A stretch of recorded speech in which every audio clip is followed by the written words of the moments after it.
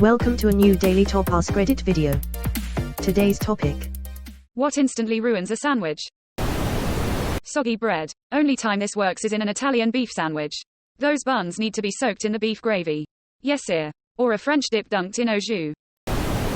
Mealy white scented flavorless tomatoes. I know they aren't exactly sandwiches in the classic sense, but Wendy's is expert at sourcing only the mealiest, palest tomatoes on earth. I gotta be honest, I don't know why this is, but the Wendy's near me has the freshest lettuce, tomato and onions. I have no idea how they achieve this because it defies logic, but it's true. It's like they grow them in their own Wendy's garden. Shitty bread. The absolute worst are restaurants that use some dry ass, super chewy bread that you have to rip apart with your teeth like an animal while all of the ingredients fly out. Either that, or you get all kinds of small cuts on the roof of your mouth. If your teeth cannot penetrate the bread with a regular bite while the bread breaks free normally, it should not be on a sandwich. Don't forget, the worst part is always that the bread is too thick and there aren't enough fillings to justify it. So you don't really get to enjoy the sandwich because you're chewing bread most of the time. The burger issue, when it's too tall to fit in your mouth.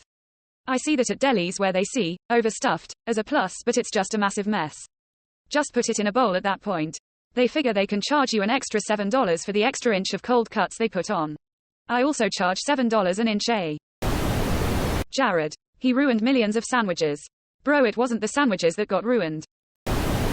A crunch where there shouldn't be a crunch. That instant thought, is that a tooth? Please don't let it be a tooth. One time it was a tooth, and that day I learned teeth can crunch other teeth pretty effectively. Mushy tomatoes. Or grainy. Really almost all commercial tomatoes. Mine came in beautifully this year. They have so much flavor you could eat them like an apple. True story. I was in this little hole in a wall sandwich place. Got my sandwich and a rat fell out of the ceiling and landed on my table. Ruined the whole meal. Hole in a wall sandwich place, more like a hole in a ceiling sandwich place, am I right? If the cheese is supposed to be melted and it isn't. You don't like Gordon Ramsay's grilled cheese, do you, smiley face? https://www.youtube.com/watch. V equals AT4CQ high FQ0. Managed to burn it and undercook it, that takes skill. Sand. It gets everywhere, and it's coarse and rough. Dryness. But also sogginess.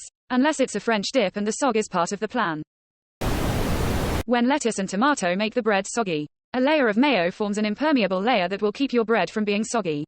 A thin layer of mayo. Too much mayo and then the sog is the mayo's fault.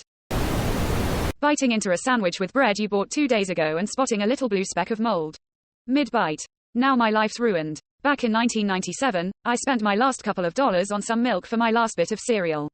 I was living in the Upper East Side of Manhattan, and when I got up to my apartment, I poured my cereal into the bowl, opened up the milk, and when I tried to pour it out, it just started clumping out into the bowl. It was hot, so my 7th floor window was open. I was pissed and not thinking, so I threw the milk out of the window. I ran to look out the window to see the half-gallon of spoiled milk explode on the front windshield of a bus, spraying everyone on the corner of the road in addition to the mess on the bus. It spread so much that nobody got completely covered in it, as the bulk was on the bus and the road. But I still see it plain as day when I remember this. I've since learned to avoid having such a violent reaction to a crushing emotional blow.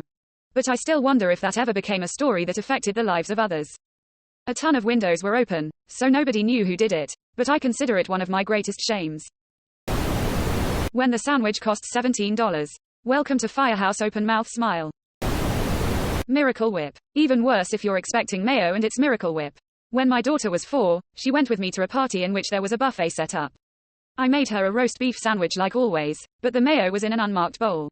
Well, it turned out there was no mayo, just Miracle Whip. My child did not eat sandwiches for a year after. She refused mayo until she was 12. I lost significant trust from my preschooler with that one sandwich sin, and honestly, it doesn't even seem unreasonable. What a huge breach for your mom to serve you that. Miracle Whip is the devil. Whenever you hear a chef say, use a really good mayonnaise, they mean Best Foods, Hellmann's.